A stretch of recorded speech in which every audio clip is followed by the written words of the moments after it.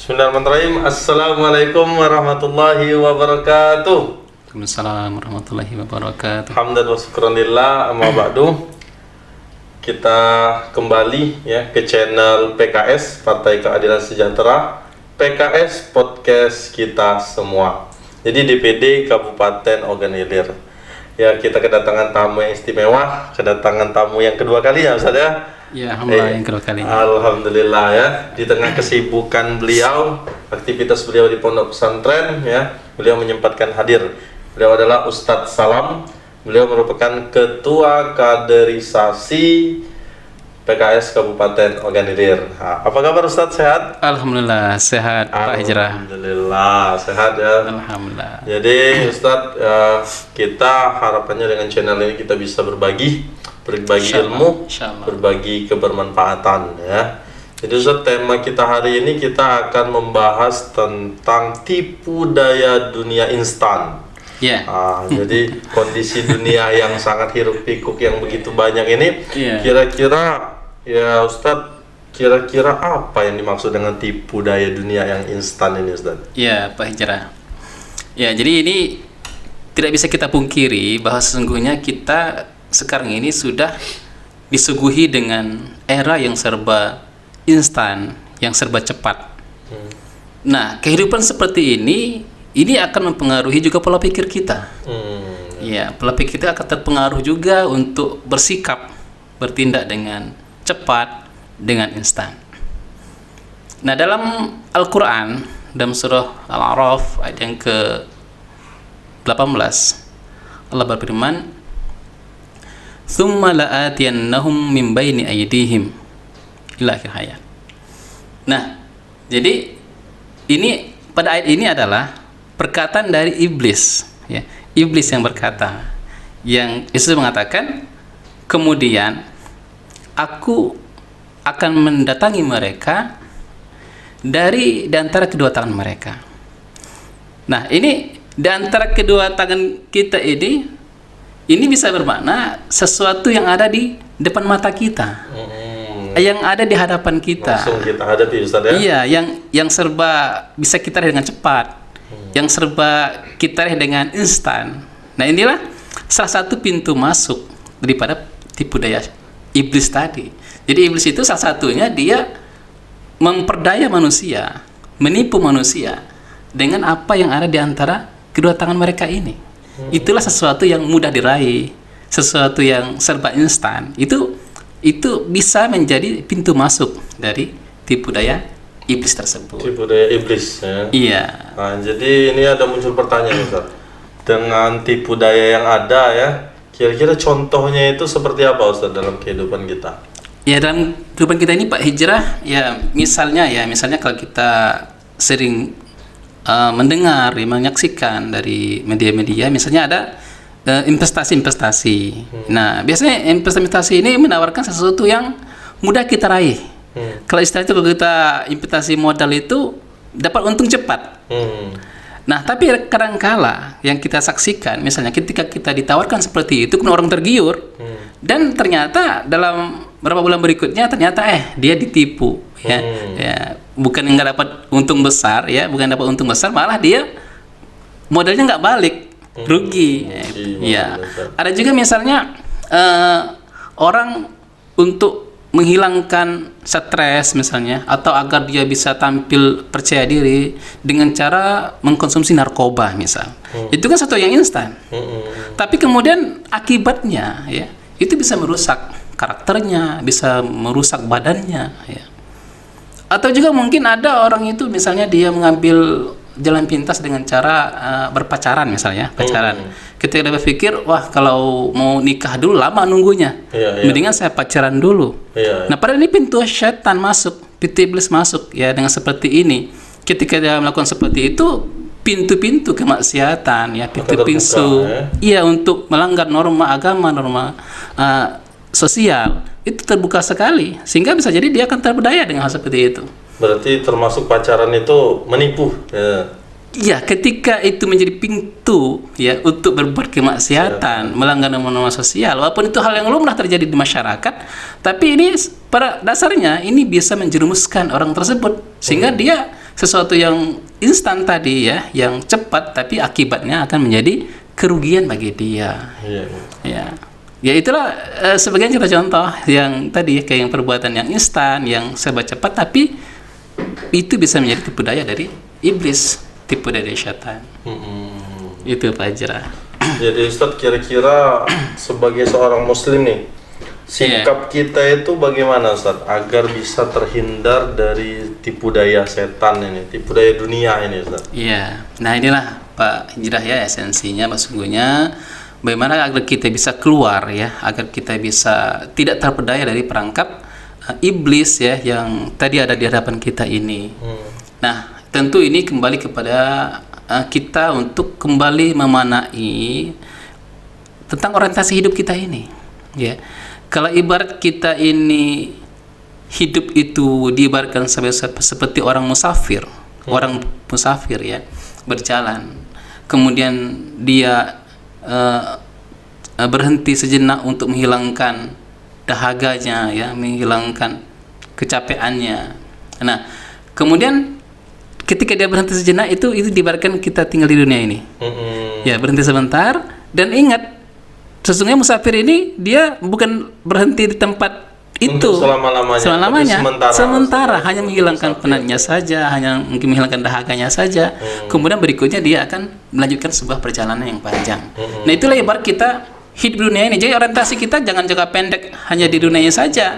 Ya, maka kita mengubah mindset kita, mengubah orientasi hidup kita, bahwa sesungguhnya kita di dunia ini kita nanti akan melanjutkan perjalanan hidup kita ini. Maka ada tawaran dari Allah Ta'ala dalam Al-Quran, dalam surah As-Saff ya. Nah, di situ Allah berfirman, ini tawaran Allah Ta'ala yang bunyinya, ya ayyuhallazina amanu hal adallukum ala tijaratin tunjikum min azabin alim tu'minuna billahi wa rasulihi wa tujahiduna fi sabilillahi bi amwalikum wa anfusikum dzalikum khairul lakum in kuntum ta'lamun yaghfir lakum dzunubakum wa yudkhilkum jannatin tajri min tahtiha al-anhar wa masakin thayyibatan fi jannati 'adn dzalikal fawzul 'azim. Jadi ini tawaran Allah Ta'ala. Jadi Allah menawarkan sebuah perniagaan, sebuah perdagangan ya, yang di situ kita akan terhindar dari azab yang pedih di kemudian kelak harinya. Dan ketika nanti kita bisa terhindar ya dari azab Allah Ta'ala tersebut, maka nanti Allah akan masukkan kita ke dalam surga ya, yang di situ ada sungai yang mengalir yang indah-indah, di situ ada tempat-tempat istana-istana yang megah-megah. Kalau kita ibarat di dunia ini ada hotel-hotel berbintang-bintang ya, mungkin ada hotel bintang 5, kalau ada hotel bintang 6 juga Pak Hijrah ya. Yang jelas lebih bagus dari dunia ini. Itu Allah tawarkan kepada kita ya. Allah tawarkan kepada kita. Itulah yang harus kita pikirkan, kehidupan jangka panjang tersebut ya. Jangan sampai nanti kita menyesal. Karena penyesalan itu tidak terjadi di depan ya, tapi di akhir. Maka dalam surah An-Naba ayat yang terakhir itu ya, itu bagaimana Allah menyatakan ketika orang-orang kafir itu ya, ketika dia masuk ke dalam azab Allah yang pedih tadi, maka dia mengatakan wa yaqulul kafiru ya laitani kuntu turaba. Jadi ketika dia merasakan betapa dahsyatnya azab Allah tersebut, sampai-sampai dia mengatakan alangkah baiknya seandainya kami dulu hanya menjadi tanah saja, jangan manusia. Gitu. Kalau kita sekarang ini, Pak Hijrah, kalau misalnya disuruh milih, ingin milih jadi manusia atau jadi tanah? Kalau sekarang, milih manusia kan? Milih manusia. Iya, milih manusia. Ya. Atau disuruh mesti jadi hewan, misalnya jadi tumbuhan, pasti kita masih milih jadi manusia kan? Ya. Nah, tapi ketika dia dihadapkan dengan azab Allah yang pedih tadi, sampai-sampai dia berkata seperti itu.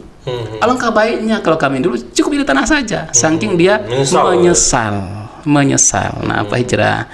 Nah, jadi bagaimana agar kita tidak menyesal ya, tidak menyesal, maka kita berpikirlah orientasi hidup kita ini jangka panjang. Untuk meraih surga Allah Subhanahu wa Ta'ala. Iya, jadi kita sebagai musafir, Ustaz, cara berpikirnya yang namanya musafir berarti sementara. Ya kan? Betul. Untuk kehidupan akhirat yang selanjutnya. Betul. Dan juga kita ibarat hidup di dunia ini sedang berniaga dengan Allah. Betul. Nanti kita menukar harta, jiwa dan kita dengan kehidupan yang kekal di akhirat. Ya, Jadi cara berpikir kita seperti itu, Ustaz, ya. Iya, jadi kita tuh berpikir yang hanya yang ada di depan mata kita saja, yang nampak-nampak, yang kelihatan, ya. Nah, jadi kita tuh mikirnya jangan seperti itu, tapi kita pikirkan ya bahwa sungguhnya hidup kita di dunia ini seperti orang musafir tadi, hanya sementara saja. Iya, Dan nanti kita akan lanjutkan perjalanan yang panjang dan kita menghendaki kita ini ya harus bahagia terus, ya. Iya, betul. Jangan nanti kita hanya bahagia di dunia, tapi di akhirat kita celaka. Kalau bisa, sesuai dengan doa kita agar kita bisa bahagia hidup di dunia dan juga bahagia hidup di akhirat. Doa sapu jagat, Ustaz, ya. Doa sapu jagat. Rabbana atina fid dunya, ya. Betul. Hasanah wa fil akhirati hasanah wa qina adzabannar. Masya Allah. Jadi kita Itulah minta selamat di dunia, kita. kita minta selamat di akhirat, dan juga kita minta selamat biar tidak diazab, ya, Ustaz, ya. Iya. Oke. Insya Allah. Mudah-mudahan kita bisa terhindar dari tipu daya iblis ya yang ada di yang ada di kedua tangan kita ini, yang di hadapan kita ini, jangan sampai nanti menjadi salah satu pintu masuk daripada tipu daya iblis tersebut. Iya, tipu daya. Jadi tipu daya ini dunia itu menipu, ya, Ustaz, ya.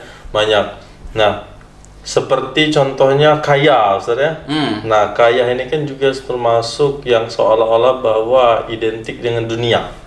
Nah, ada di kalangan masyarakat itu menganggap bahwa kalau kita mau tekun Islam kita tidak bakal kaya. Ada yang susah. Apakah betul Islam itu tidak mempedulikan kekayaan, Ustaz? Nah, makanya kita harus kembali merujuk kepada Rasulullah dan sahabat-sahabat beliau, ya. Kita lihat saja kehidupan mereka. Apakah di antara mereka itu tidak ada orang-orang kaya? Rata-rata sahabat kaya, Ustaz.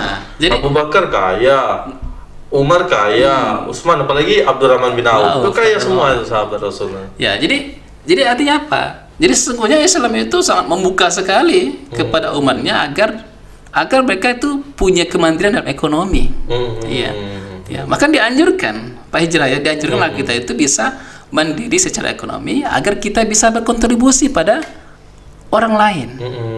Untuk kebaikan bersama. Iya. Gimana kita bisa zakat kalau kita nggak ada uangnya? Iya, betul. Ya, Pak Hijrah, ya. Membantu orang lain. Kita akan bisa berzakat, ya. Ini zakat malnya maksudnya, ya. Kita akan bisa berzakat itu kalau kita ada kemampuan uang, kan, ada kemampuan secara ekonomi, kan. Iya, betul. Nah, itu bisa ditunaikan. Nah, artinya ini adalah menjadi anjuran. Sesungguhnya kita dianjurkan untuk bisa hidup mandiri secara ekonomi. Nah, tinggal tadi bagaimana cara kita mengelola kekayaan kita agar dia bisa membawa berkah. Membawa berkah itu kuncinya, Ustaz, ya. Membawa berkah membuat kita bisa selamat sampai akhirat. Bisa memasukkan kita ke dalam surganya Allah Subhanahu wa taala dengan harta tersebut. Berarti kaya itu banyak uang dengan tujuan banyaknya itu untuk beribadah kepada Allah, sehingga benar. yang semulanya dunia kekayaan itu menipu, sehingga kita bisa dalam hal ini untuk memanagenya agar kita mampu menggunakan harta kekayaan itu untuk beribadah, akhirnya kita tidak tertipu dengan dunia itu. Benar, Pak Hijrah. Jadi itulah mindset yang kita bangun, ya. Jadi kita mindset itu harus berpikir jangan hanya pendek saja, tapi berpikirlah untuk jangka panjang. Investasi akhirat. Itu jangka panjang. Artinya di sini kita harus berpikir jangka panjang, Ustaz, ya. Iya. Jadi fase kita di dunia ini hanya sementara. Setelah ini ada fase di alam barzah, Ustaz, ya. Iya. Setelah alam barzah kita akan dihadapkan di akhirat nanti, ya. Di padang mahsyar, kemudian kita akan endingnya semoga di surga. Amin ya rabbal alamin. Amin ya rabbal alamin. Ya, luar biasa, Ustaz, ya. Pembicaraan kita hari ini tentang tipu daya, ya, tipu daya dunia yang instan. Jadi dunia ini menipu satu sisi, dan satu sisi juga dia bisa kita gunakan untuk agar bisa menggapai ridho Allah Subhanahu wa taala. Kayak gitu, Ustaz, ya. Iya. Nah, jadi Ustaz, di kalangan pemuda nih, Ustaz, ada yang namanya virus yang sangat berbahaya ini tentang perangkap di dunia yang tipu dayanya begitu penuh ini, Ustaz, tentang hedonisme, Ustaz. Jadi banyak sekali pernak-pernik kehidupan ini di kalangan pemuda itu yang terperangkap dengan hedonisme, Ustaz. Kira-kira Ustaz bagaimana, Ustaz, sikap seorang pemuda ini menghadapi tipu daya hedonisme ini yang ada di dunia saat ini? Iya. Ya, jadi makanya itulah kita bagaimana kita mensikapi daripada kehidupan kita ini, bahwa sesungguhnya semua yang kita butuhkan ya untuk kehidupan ini itulah perangkat-perangkat yang harus kita siapkan ya. Tapi kita dilarang untuk berlebih-lebihan ya. Maka kalau kita kemudian terjadi terlalu berpoya-poya ya, kemudian kita berlebih-lebihan ya, sampai kepada tingkat nanti mubazir. Nah, ini berarti kita sudah masuk perangkap juga tuh, Pak Hijrah ya, masuk perangkap dari tipu daya iblis tersebut. Ya, jadi kita tetap harus, walaupun kita punya harta banyak ya, walaupun kita punya usaha yang besar ya, sehingga kita bisa mencukupi kebutuhan kita ini. Nah, dengan kita memiliki mindset hidup bahwa sesungguhnya hidup kita ini bukan hanya untuk sekarang di dunia ini, tapi sesungguhnya kita ada kita akan bertemu dengan namanya alam akhirat. Maka yang mana agar harta yang berlebih yang kita miliki ini bukan untuk dipoya-poyakan, bukan untuk kemudian mubazirkan, tapi dimanfaatkan untuk agar dia menjaga keberkahan. Ya, untuk ya pribadi kita sebenarnya. Jadi kalau kita misalnya kita nanti bisa berbagi dengan sesama ya, kita nanti bisa membangun ya kesejahteraan ekonomi untuk saudara kita yang lainnya, maka ini menjadi prestasi akhirat bagi kita. Ya, akan menjadi berimbas kepada nanti kita akan menjadi pribadi yang insyaallah ya akan Allah ridhoi. Amin. Itu Pak Hijrah. Ya. Iya. Nah, jadi pemirsa ya, terkait dengan tipu daya dunia ini, jadi yang terakhir ini Ustaz, pemirsa ini mungkin minta nasihat Ustaz. Jadi pesan-pesan apa yang paling harus dilakukan dalam aktivitas sehari-hari ini sehingga kita bisa terhindar dari tipu daya dunia? Ustaz. Ya Pak Hijrah. Jadi pertama yang saya ingin nasihatkan kepada kita semuanya, mari kita perbaiki mindset ya, cara kita berpikir. Cara kita berpikir. Jangan berpikir hanya jangka pendek saja, tapi kita harus berpikir jangka panjang. Itu yang diajarkan oleh agama kita. Dan ingat bahwa kehidupan kita ini tidak hanya hidup di dunia ini saja, tapi nanti kita akan menemukan fase-fase kehidupan yang berikutnya. Dan itu perlu kita persiapkan. Kita persiapkan ya dengan kita terus membuat kebaikan-kebaikan di muka bumi ini ya. Itu yang pertama ya, kita harus mengubah mindset kita bahwa hidup kita ini harus berorientasi kepada kehidupan yang jangka panjang, itulah di alam akhirat ya. Jangan sampai nanti kita terperangkap oleh tipu daya iblis, setan ya, yang sementara ya, itu bahkan sesuatu yang melanggar sebenarnya ya, melanggar daripada ajaran Islam. Nah, kemudian yang kedua, dalam kita berbuat, Pak Hijrah ya, berbuat, dalam kita bertindak, dalam kita berpikir ya, itu harus kita iringi dengan hati yang bersih, hati yang bersih ya, sehingga insyaallah dengan hati yang bersih itu akan memunculkan namanya keikhlasan.